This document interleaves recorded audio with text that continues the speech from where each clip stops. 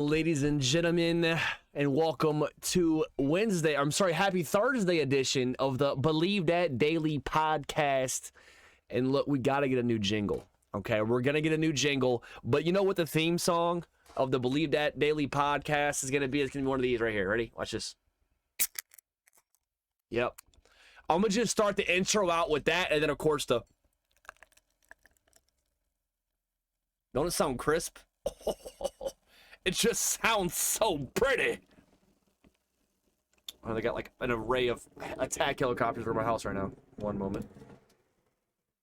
There they go. Happy Thursday. Hope everybody's having a great week thus far. Let's get straight into it. I'm trying to talk about the Saints. I'm trying to talk about not just the studs and duds from the San Francisco 49ers loss. I mean from the entire season, because the Saints have to look at the cap space. They have to look at the dead weight that sits on the roster. They have to understand that the third oldest starting lineup in the NFL, and they have to make the proper moves to move away from that, to get younger, to try and build for the future. And that means getting out of cap hell. It means acquiring some draft capital, and then getting younger, which means getting better. And as you rotate through here, make sure you please hit that like button, hit the follow if you are not already. Check your boy out over on YouTube, Spotify, and Apple Podcast. I'll be posting those links shortly, but you can be able to just look me up over there. And we'll be having a new YouTube page called the Believe That Daily Podcast, where I'll be putting all these up there. I expect the YouTube page to be launched no later than tomorrow, end of the day tomorrow. We've been in the works for that, so it's gonna be good. It's a good way to separate everything and put the podcast and stuff there, and keep the Madden and gaming stuff separate, because the Gamer Grunt YouTube will have the Madden content, just on-demand content, including episodes 4 and 5 of that rebuild that I'm doing for the New Orleans Saints, the realistic rebuild. You do not want to miss that. And we're also going to be posting a YouTube video here shortly about the top 10 targets the Saints could look at in terms of quarterback in 2023 and in 2024. If maybe the Saints go with a bridge quarterback next year, whether that's Jameis Winston, whether it's Andy Dalton again. I mean, it's very much a possibility without us having a first-round pick, without us having a lot of cap space to make a big aggressive move, or somebody like Lamar Jackson. And to be honest, Jimmy Garoppolo, I'm not a big fan or supporter of trying to get him on the team, but even him, I'm not really 100% certain we can even afford Jimmy G at this point. So there has to be some realistic understanding there heading into this offseason and heading into the next. And if, the next offseason might be the best option. And of course, we're going to leave the Discord open here, and you can check it out in the pin comment below. Also, stars are disabled, so if you feel inclined to donate to the page, of course we do appreciate it. I don't make a dime from anything. I do this all for free in my spare time, so any tips to help me improve the setup, to help me improve the page, to help with giveaways, to help with charitable donations, anything and all that in a bag of Zapp's chips, you can check out the Cash App, $, the Gaming Grunt, all one word, also in the pin comment below here on Facebook. So let's get straight into it. I'm trying to talk about the studs and the duds from the entire season. I'm going to reiterate, not just from this past loss against San Francisco, but overall as a team, because I feel like there's some misconceptions about who's a stud and who's a dud. We look at Caden Ellis, a guy who has not really shown himself in the worth that he's brought to the team in years past, but here he is averaging, or he has 3.5 sacks, I believe, in the last 5 games or 4 games. I think in the last 5 games he has 3.5 sacks, which is tremendous. Caden Ellis is terrible in coverage, but that's okay because it's not his specialty. Sometimes Caden Ellis in his history has been trying to be a coverage linebacker when that is not his specialty. And I feel like we are finally, the bright side of us having a defensive-minded head coach in Dennis Allen is the defensive players are going to get love, are going to be used to their strengths. And Caden Ellis has kind of been the proof in the pudding there, that if utilized properly, he could be a pretty effective linebacker.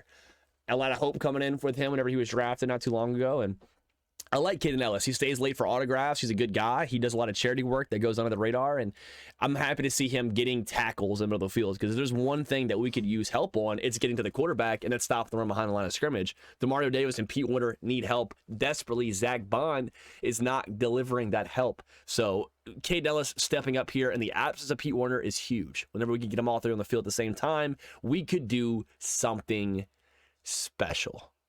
So I'm going to start with my number 1 stud so far. I'm going to say my number 1 most improved player in my opinion this year, and that is Cesar Ruiz. Look, I understand. We have to understand he is an organic center. He was drafted as a center a few years ago, and people were questioning that. He's a first-round pick. We're going to take a leap on another center whenever we already have Eric McCoy. What are we doing? And the plan was always to move Ruiz to the right guard, or the guard position, excuse me. I'm not sure that's where he fits best. Whenever you see him at center, he does perform a lot better, but he's getting better. He's getting more, he's getting more agile. He's able to move into that guard position. He's showing signs of improvement because he's understanding, he's listening. Once again, Dennis Allen is coming in with an iron fist on that defense. I wish he would do it on the offense, but he's making the defense.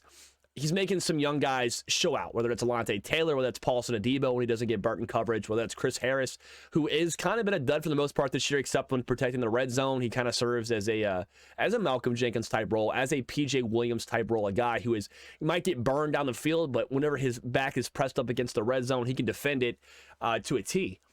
And so he's able to kind of make him look good in those aspects. And Cesar Ruiz, coming in at the guard position, has proven to be electric. Absolutely electric. I'm loving to see Cesar Ruiz improve every single week. He is going to be a stud. He was a dud last year. He was a dud the year before that. This year, I will count Cesar Ruiz as the most improved player on the New Orleans Saints roster. I am going to give him a thumbs up. Now, the next stud I'm going to talk about is Pete Werner. Pete Werner coming in. He has not played a few weeks yet. He still leads the team in tackles with 74. He's tied with Demario Davis at 74 tackles. We have to understand, like, through week 5, I think Pete Werner was tied for first in total tackles and then dropped down to top 3 for a while. But this man has been performing. Energy, I mean, he gets amped up. He's bringing the energy in the dome. He's bringing leadership to that locker room. He has proven to be a voice. He has proven to be a guy that can consistently get to the quarterback, stop throwing behind the line of scrimmage. He looked great in sweep plays last year and outside runs. This year, he can stop you up the middle as well. I love Pete Werner. He's another guy I would definitely count as improved, but he's been good. Cesar Ruiz has been the most improved. And I give him the stat of stud, the definition, the category, of stud. And then Pete Werner is right there alongside him. I'm kind of starting here back and forth. I'm trying to go offense, defense here. So Cesar Ruiz, Pete Werner, and I feel like the next stud has definitely got to be Demario Davis, once again proving he can be the leader in that locker room. Has he kind of shot away a little bit? Maybe just a tad, because, of course, with that, there's age there. We have to understand he's 33 years old. You go look at his statistics. This year he's tied with 74 total tackles. He's, tied with Pete Werner leading the team in solo tackles. What is your reaction to what he said today? Oh, and we got a pop up here. Pardon me on that one. But you look at him with 70 tackles last year. Or I'm sorry, I think it might be incorrect here. Excuse me. Yeah, total tackle. Sorry, 74. I was correct. So I'm looking at the total tackle margin. He's got 74 right now. He had 105 last year, 119, 111, 110, 135 in his final year with the Jets. So since coming to New Orleans, he's improved. Last year, only with 105. Still solid. Still led the team. But this year, I think Pete Werner is going to probably get the #1 tackler spot. But you have to give Demario Davis his credit when it comes to leadership, because there's nobody else out there who's more bought in when it comes to the opening game huddle, when it comes to charging into the locker room, when it comes to lifting players up after a loss and celebrating after a win. He's been the #1 team captain, and it's not even close. I think JT Gray might be closer to Demario Davis than anybody else. I love AK, and he's been a voice in certain forms, but the true voice that we need, the passion we need in the locker room, has been led by Demario Davis and kind of nobody else. So Demario Davis for sure would get the category of stud, in my opinion. And then finally, I think I'm going to go Alontae Taylor as another stud. And then finally, last but certainly not least, Chris Olave. Trying to go defense, offense, defense, offense. We'll give you one more offensive player. Another offensive player that I would consider being impressed by, as I'm sitting here trying to look at the numbers. So I feel like we do have to throw one more offensive player on there to show love where it's due. I'm going to say Taysom Hill, I guess, because he's averaging 7.1 yards per carry on rushing. He's got 409 yards. I mean, he's just shy of Alvin Kamara. He is less than 100 yards behind Alvin Kamara in rushing this year, and he's averaging over 3 yards more per carry. His longest rush was 60 yards. He's got 5 scores. Alvin Kamara, in comparison, his longest was only 27 yards. He only has 1 touchdown, averaging less yards per carry and more attempts. Taysom has 58 attempts, 409 yards, 7.1 yards per carry, 60 being his longest rush, and then 5 touchdowns. Alvin Kamara, our RB1, sitting with 131 attempts. Don't forget, that's top 20 in the league. But he's sitting at 39th in rushing yards with 524, only averaging about 4 yards a carry. And I think that's only brought up because he had 1 or 2 solid games and only 1 touchdown rushing. So I got to give my stud to my man Taysom Hill as the final stud that we have here on the board. So who are our studs? Cesar Ruiz, Pete Werner, Taysom Hill. Who am I missing here? Who else did I miss? Alontae Taylor. Those are our biggest studs. And then I'll give an honorable mention to Peyton Turner. I think when healthy, he's been pretty electric. He's really shown his worth, where his size is, and why we decided to take a bite on him and trade up and kind of reach a little bit in the first round for him. But he is doing his thing. I'm going to get straight to that, Brandon. I see the questions about quarterback. I'm going to head into that. I want to talk about our studs and duds real quick and then get some people in the Discord to discuss that. And then we'll go ahead into the quarterback position because now we're about to go into our duds. And that's going to be the entire quarterback room, including Jameis. Look, he had a rough 3 games. I think he deserves an extra chance, but were his 3 games tough? Absolutely, they were bad games. They were bad games. Even that game in game 1, he came out and shined in the 4th quarter, but overall, he wasn't very strong. I just don't think 3 games is enough to judge him by. I think we have nothing to lose by starting him. He had a great season last year, 5-2, top 9 in in touchdowns, top 9 in QBR, and top 3 in red zone efficiency before he went out with an injury, of course. But here he is this season, not looking so great, but he also had multiple back fractures, 4 to be specific. So I think if you can get him healthy and get him back out there, maybe we can see more from him. But the whole quarterback room right now is going to be sat in the category of dud. Who else are we talking about? And I'm going to talk about somebody who could be considered a dud, and that's Tyrann Mathieu, because he isn't as electric in coverage. He has 2 picks. I believe I don't know if he picked one off. I think both were ricochets, right? I think both were deflected picks. I understand it's still an interception in the stat column. Great reflexes. Great play overall. Great on-ball reaction from Tyrann Mathieu. But he hasn't delivered the money that we paid him, right? He's a big name. He's an LSU alumni. I think we started to think he can come in here and be Marcus Williams. You know, we thought we could pair Marcus May and we thought we could bring in Marcus May and Tyrann Mathieu to replace the gap that was left by Marcus Williams and most recently my friend Chauncey Gardner-Johnson, and we have been failing in every category. That gamble did not work out. So who is a dud? For me, I wouldn't say Tyrann Mathieu. I'd kind of put him in the gray area, but has he underperformed and was he over-expected? Yes, 110%. The next dud that I'm going to have to say, you know, it's kind of tough because I love Mark Ingram. I love Mark Ingram to death. But we have to look at the fact that he's only had 17 carries this year. I know he's been injured. He's been limited on carries. That's why I'm leading with the fact that he's only had 17 carries. Only had 17 carries. But within those carries, he has had 2 fumbles. I think 3 fumbles, 2 fumbles that were lost. He averaged 2.7 yards per carry, and he sits behind, and let's see, in rushing, he is sitting with 55, let's see here. He is sitting with 206 yards. Oh, he's averaging 3.7 yards a carry, 1 score. But he also has the 2 fumbles, which is super unfortunate. I just don't feel like Mark Ingram's really delivered. Been that power-type running back. We need to compliment Alvin Kamara. I am going to give him the dud category just because I feel like the duds I'm mentioning, we need to make improvements there. And Mark Ingram plays a power back position where we could for sure utilize some improvement. Now, here we go. Our next dud is going to be another LSU alumni. This one's not going to be so much in the middle.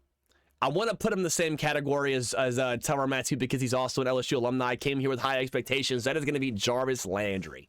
And I didn't have high expectations of him. I think he'd come in. I thought, look, he'll be a WR2, but behind Michael Thomas, and then Crystal Olave is going to prove his worth, and he'll move above Jarvis on the depth chart, and we might even see Callaway get up there, was my expectations heading into the season. Of course, Callaway's had some issues catching the football, running routes effectively, I should say. And then Jarvis Landry's right there with him. Look, he has been targeted a total of 35 times, only caught the ball 24 times. He sits third on the draft, on the depth chart, third on the depth chart as a receiver. Yet in receiving yards and overall receiving numbers, he sits, fifth. 7 games played, 35 targets, only 23 receptions, only 258 yards through 12 games. Can you get him to guess how many touchdowns he's had? 1.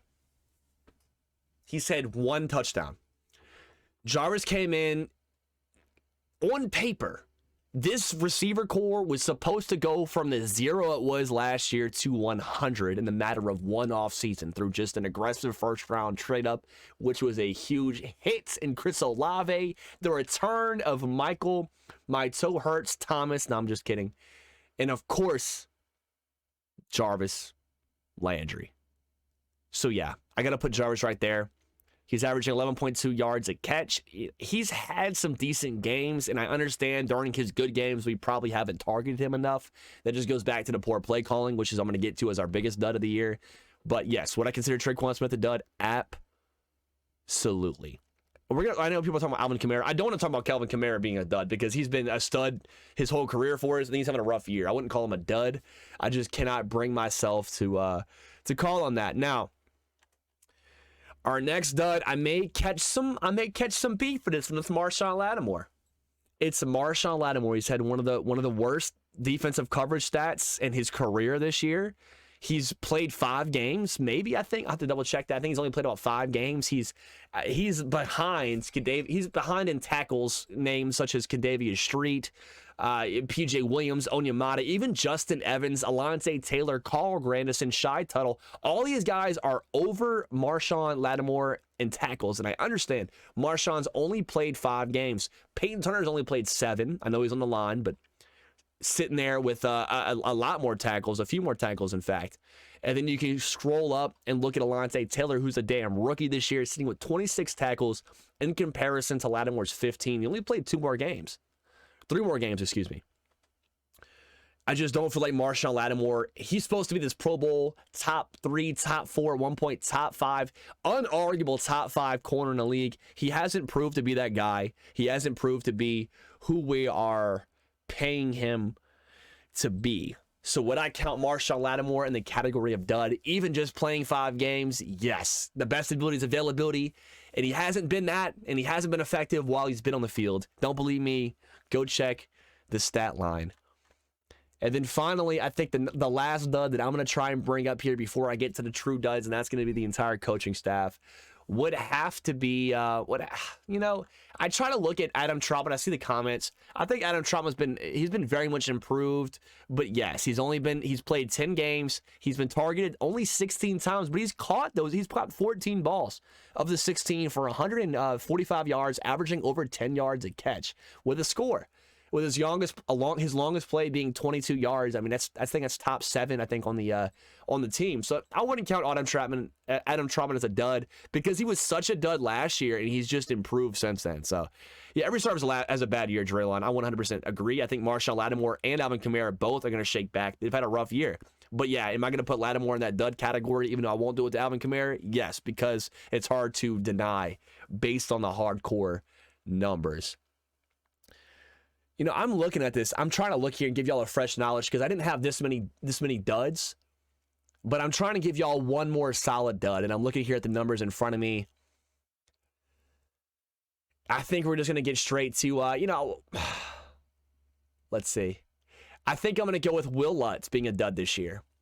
He's made some solid kicks. He's 73% field goal percentage, which isn't terrible as long as being 60 yards. 17 field goals made, 23 field goals attempted. I just feel like he's missed a lot that he should have. This is kind of a gray area dud, but would I put Will Lutz in the dud category because of how much he's declined versus his most recent years, which happens a lot with kickers, especially the type of injuries he's had. He missed an entire season last year, so I didn't expect him to come in and be crazy good. He had the hip injury against that game against Atlanta a couple seasons ago. And then, here we are again this season where he's showing signs of struggle based off the injuries, in my opinion. But the true duds that I am going to sit here and talk about is the entire staff, from head coach Dennis Allen to the play calls to the co-defensive coordinators to the decision to make our defensive coordinator to be 2 people. When have we ever seen success in the NFL by having 2 defensive coordinators? Can't be co-captains. You better have somebody take charge. We haven't done that. We have not done that in any way, shape, or form. So yes, that, and then of course the great Pete Carmichael, DUDS overall, sitting with the coaching staff. And that is the biggest dud of all. You could win a lot of these games, even with the duds and the unfortunate events that we've been faced with. But you can't do that if your coach isn't willing to play ball. And that's about the part that we've been at. But overall, I'm going to give two more before we get to the Discord. I know we've been rambling, but I got a lot to talk about here today. And the two, of course, honorable mentions I'm going to give is going to be on offense is going to be Rashid Shaheed. You know, I love Rashid Shaheed. This guy came in 11 targets, 8 receptions, 164 yards, but 20.5 yards per carry. Yards per reception. I can't talk today. Let me try to show you guys exactly how important that is. He is leading, outside of Kevin White, he's only had 2 receptions. I don't count that. Out of people who've had at least 5 receptions, he leads by at least 5 yards for average per catch. 11 targets, 8 receptions, 20.5 yards per catch in a score, with as long as being 53 yards. I'm just trying to say Rashid Shaheed has not been used to his potential, so I don't want to put him as a stud, but he is an honorable mention, and I respect him. I love what he's doing, and it's he's doing good stuff, man. Him and I feel like Peyton Turner for sure deserve 2 honorable mentions for being studs. They're doing their thing. 150%. Y'all let me know in the comment section, who is a stud, who is a dud, who do you want to see back next year? Let me know in the comments, or you can join the Discord right here, right now. Let me know how you feel. Let me hear reactions, because this is what it's all about. I'm going to start with Tyler. Can you hear me, Tyler? Can you hear me? Yes, sir. What's going on, man? So give me a stud for the New Orleans Saints this year that you liked. Chris Olave, dude. Okay, what'd you like about Chris Olave? The numbers were great. I mean, he's leading the rookies in receiving yards, I think in average yards per catch, as well as I think he's had the biggest play. He's had the most big plays, I believe, out of every single rookie receiver. He's proven to be, in my opinion, outside of maybe Drake London, outside of maybe Garrett Wilson, he's doing some great things, also out of Ohio State, doing things in New York. He's been great, but in your opinion, what is it really about him that's defined him and separated him from the rest? Just the way that he wasn't utilized at first, coming out of the preseason and into the regular season. I felt like he had a little bit of that, well, what many would say, that dog in him, and he Absolutely. has proved that. And it's just I'm all about guys that don't really get their shot, coming out of playing very, very well their 4 years of college, because that's what he did. If you look at his numbers at Ohio State, but he wasn't even WR1, which blows my mind. And people define him to be the most NFL-ready receiver in that draft class. And I wasn't sure. I was convinced. I thought Drake London was that name. I said, I think Drake London's the most NFL-ready, and he's proven to be effective. But Chris Olave, wow. And that's just and again, that just takes me back to exactly what he's going to do for New Orleans. I'm not a New Orleans Saints fan, but I do keep up with it because obviously I follow you a lot. I'm gonna see it no matter what. Whether you like it or not. Whether I like it or not, I'm gonna see it, and that's just like I very well know my Patriots might take a loss tonight, but oh yeah, here we go. We might get the Bills, hopefully. But seeing Chris Olave and the way he's played the last couple of weeks, and again that big touchdown last week against the Rams, I don't see why he shouldn't be one of the starting receivers in New Orleans. Yeah, I mean, he's proven to be WR1. He's proven to be WR1 capable.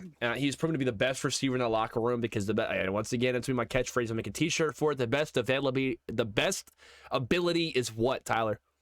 Availability. Amen, man. Yeah, that's how you listen to me a lot. Hell yeah. The best ability is availability, man. And Chris Olave is not just playing on the field, but he's doing things while he's there. So I love Chris Olave, man. And I love his motivation that he brings, man. I mean, whether you see it or not, I mean, he's talking to those guys on the sideline. He is. Yeah, I mean, he's letting them know, hey, he is a future Pro Bowler. He's a future of that Saints offense. He is a future Pro Bowler. He is going to be WR1 before it's all said and done with. And we should be, as I know you're not a Saints fan, but Saints fans overall should be very grateful. Even though this is a bad year, there's one silver lining, and it's a huge exclamation point elephant in the room. It's a who dat black and gold elephant in the room, and it's wearing a number 12 jersey, doing, paying homage to the Quiet Storm, the most underrated receiver in NFL history, in my opinion, Marcus Colston. Between him and Eric Martin. I was getting ready to say Marcus. Love me some Eric Martin. If you an old school Saints fan from the 90s, you know exactly what I'm talking about. He's another guy that was really underrated, maybe more so in New Orleans, not so much the league. But he's playing homage to Marcus Colston well. I can't wait to see what he does. But let me ask you this. Who's been a dud, do you think, for the Saints team, based on what you've seen? Tyrann Mathieu. Why is that? You come from a Super Bowl winning Chiefs team 2 years prior, and you come to New Orleans with all the motivation that you're coming back home and you can lead these guys back to what they were in this, and you've got 2 interceptions and maybe 40 tackles? Maybe.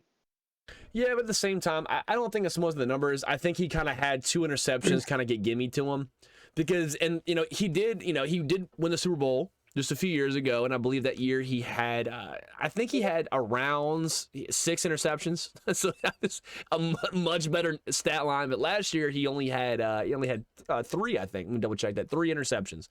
So he hasn't been a huge turnover guy the last couple years, but his tackles have also suffered with 60 solo tackles. But what's even worse is the Chiefs Super Bowl year, I believe he was sitting with, he had 63. So the year after they had 48. So he's been kind of middle of the pack the last few years. Just nowhere near what he was like in 2015 with the Cardinals, sitting with 80 plus tackles and 5 interceptions and, exactly. a pick 6 and things like that, which I don't expect him to be.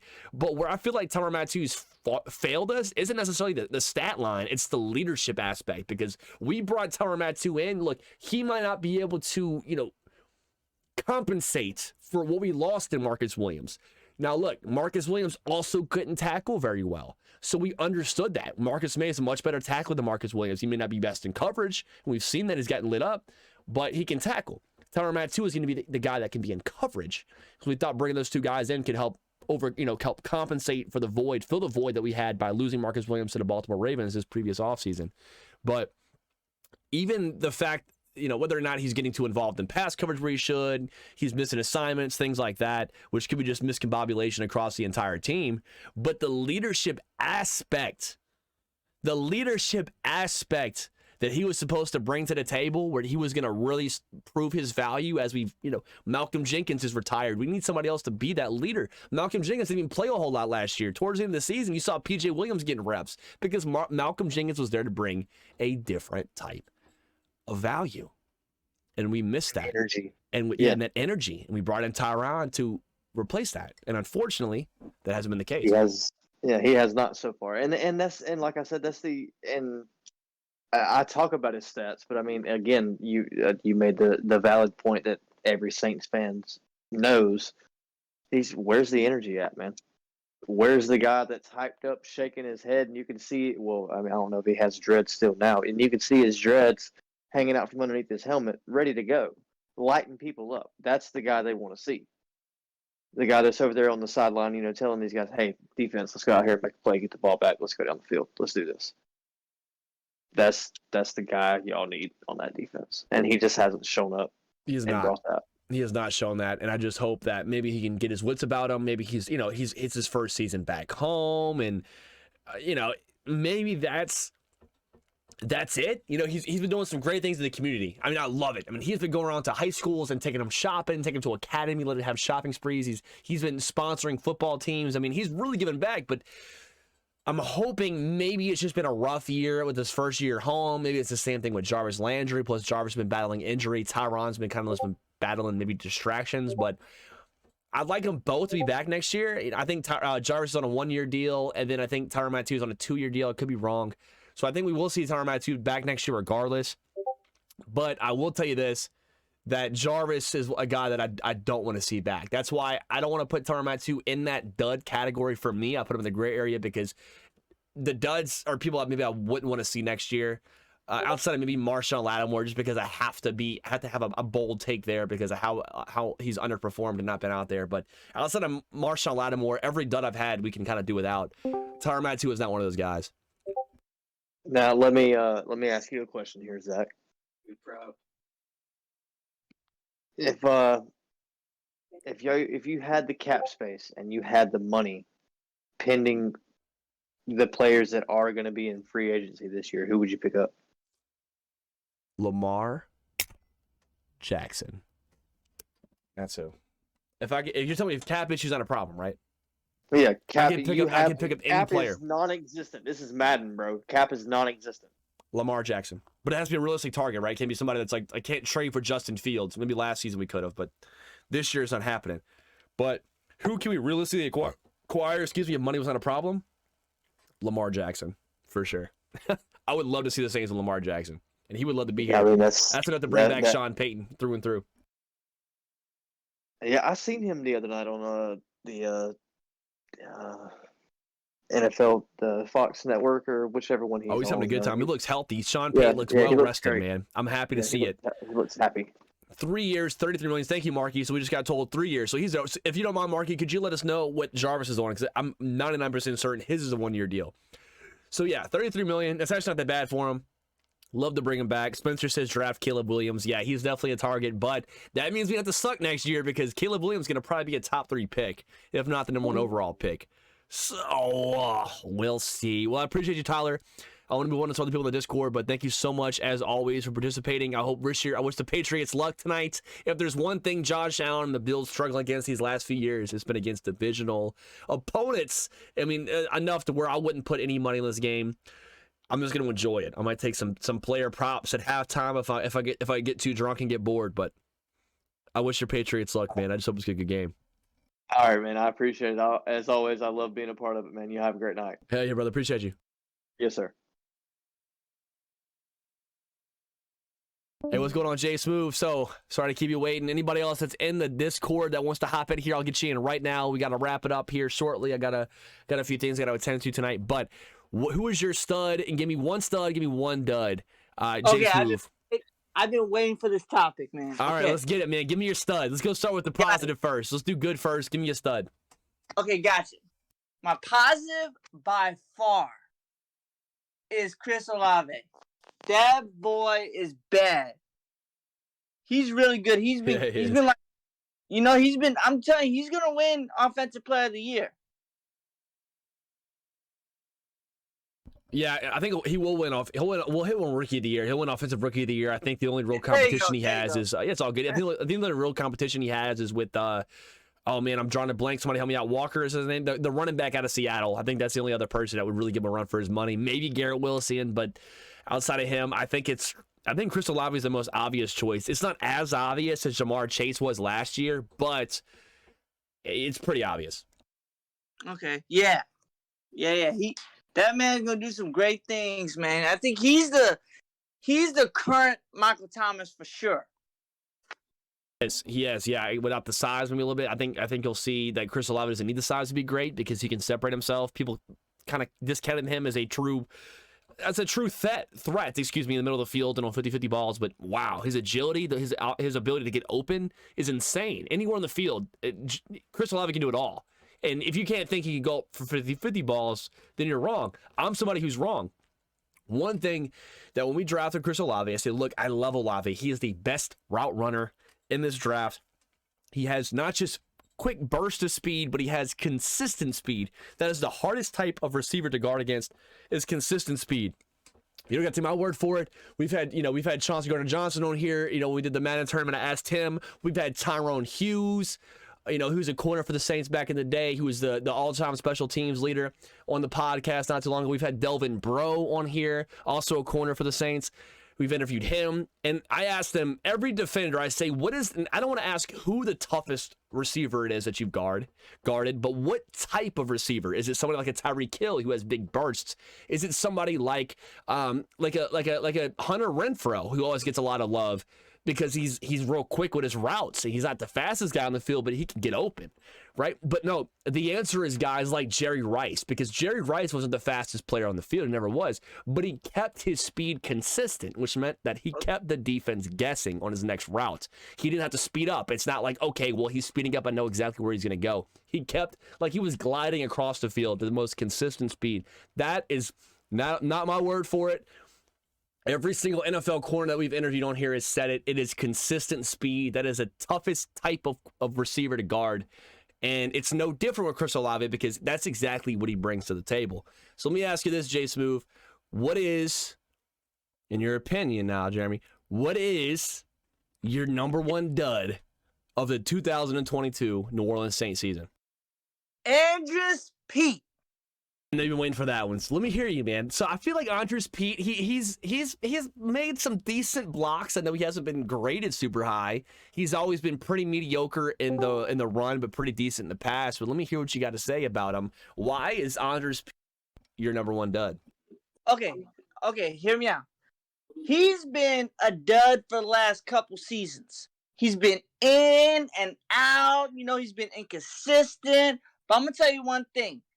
When Trevor Benning like builds up his confidence, get better and everything, he's gonna take Andrus Pete's spot.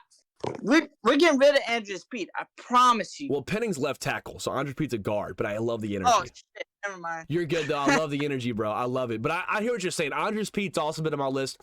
Most years he's a dud for me, but I feel like this year he's improved a little bit from last season, mainly because he's on the field more. But I totally understand what you're saying.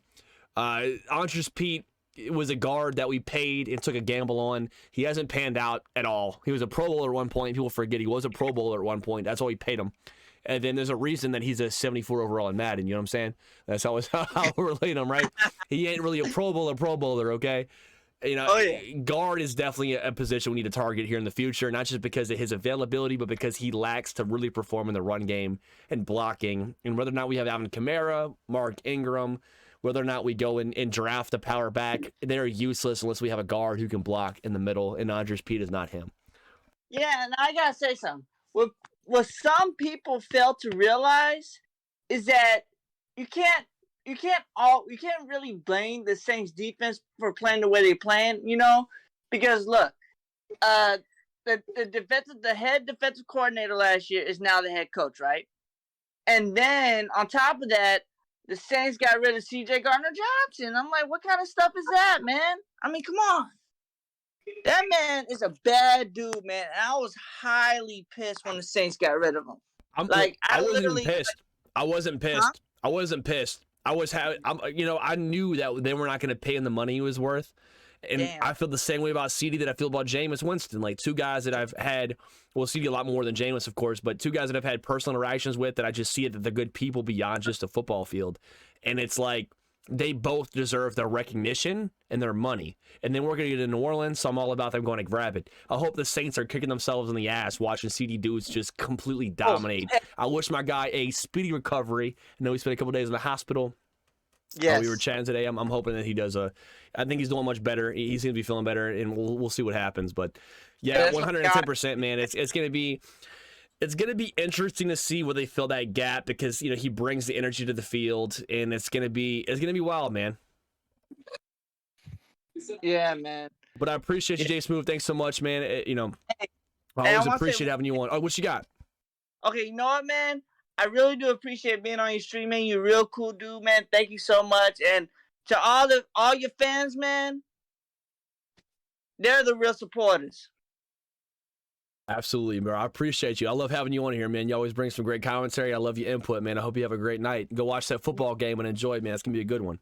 All right, man. I will, man. Take care, all right? You too, brother. Have a good one. Uh-oh. We got Big Joe in the building. Can I get a hoot?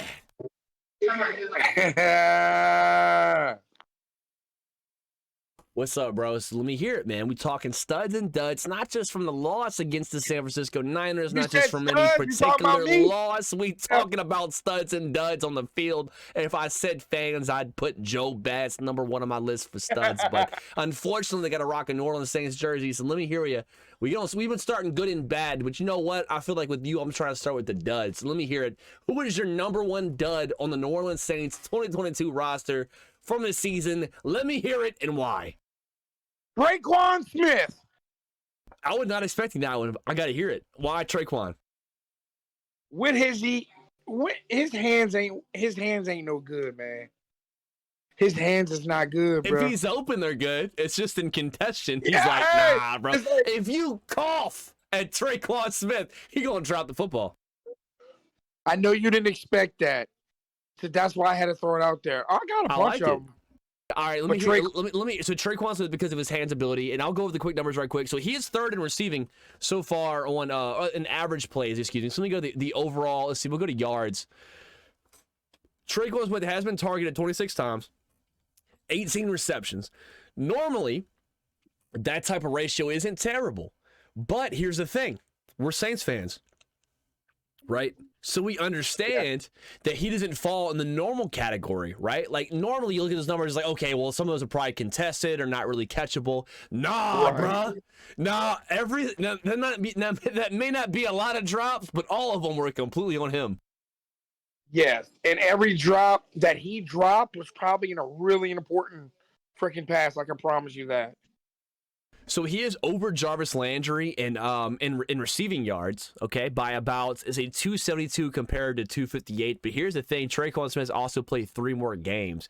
And that's what I do like about Traquan Smith, because one thing he's had an issue with in history is his injury problems, and he knows the offense. So it's great. He's kind of a veteran at this point. I know you went and visited with the Carolina Panthers this past offseason. And look, we outbid the Carolina Panthers. We wanted Traquan Smith back on his team because he knows the offense. He understands the routes. He gets it. He understands. He gets it. If there's one thing the Saints do, they trust in people that know the system. Traquan Smith is no different.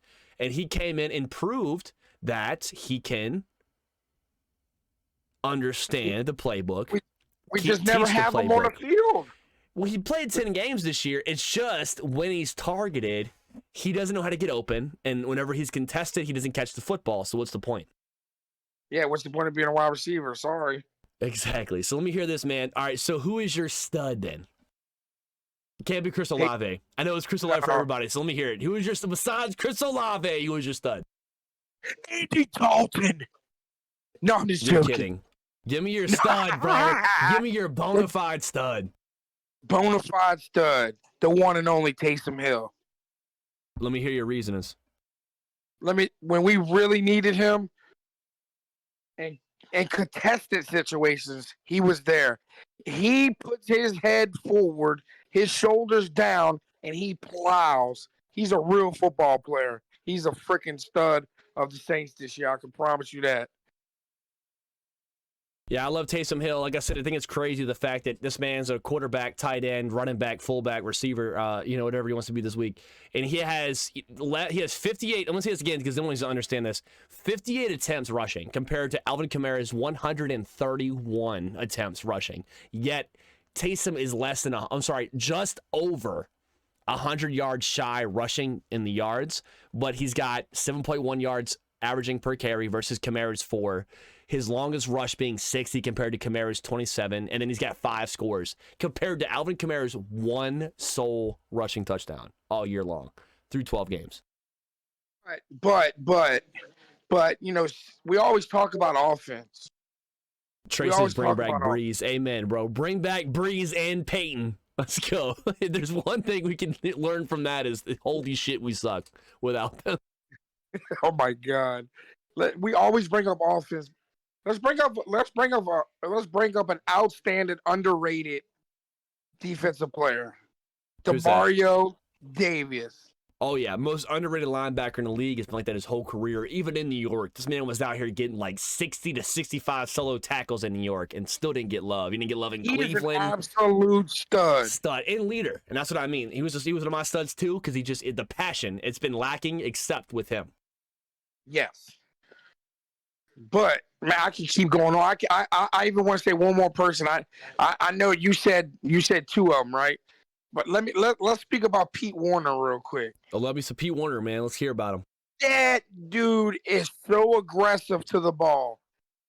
Every time you turn around, he is dragging you by the leg.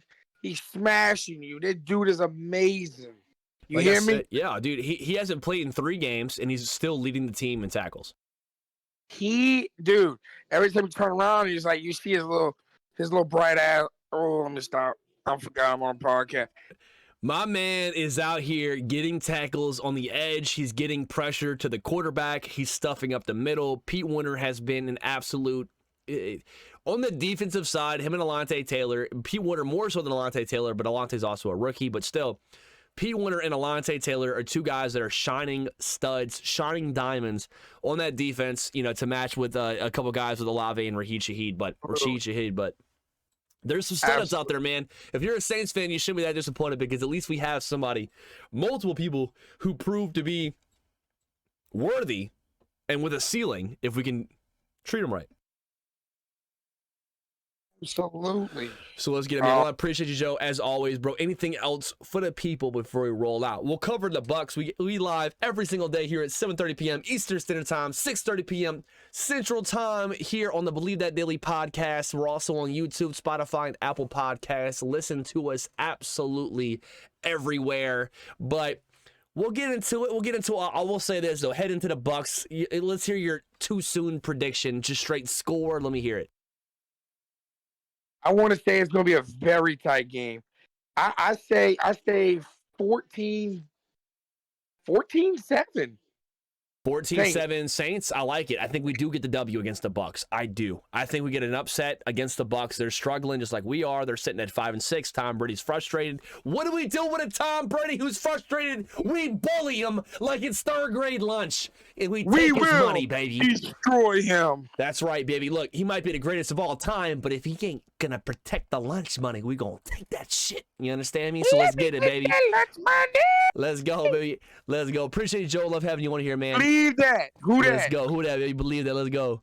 Thank you guys so much. We ran over a little bit, but you know what? I don't mind doing it every now and then if the conversation's right. Thank you guys so much. Don't forget, I'm going to say it one more time. We're live every single night here on Facebook Live at 7:30 p.m. Eastern Standard Time, 6:30 p.m. Central Time. We're also on YouTube on the Believe That Daily podcast. We're also on Apple Podcasts, Spotify. We everywhere, baby. Thank you guys. Join the movement. Join the GG Nation. Hit the like button here if you're on Facebook. Hit the sub if you're on YouTube. Look, if you see a button to interact with it, it's positive. Smack that thing. And if it's negative, cool, hit that shit too, because we ride on hate just like we ride on love, but we love the love a whole lot more.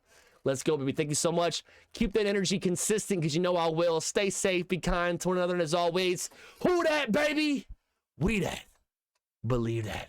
You have a great night. Go Bills.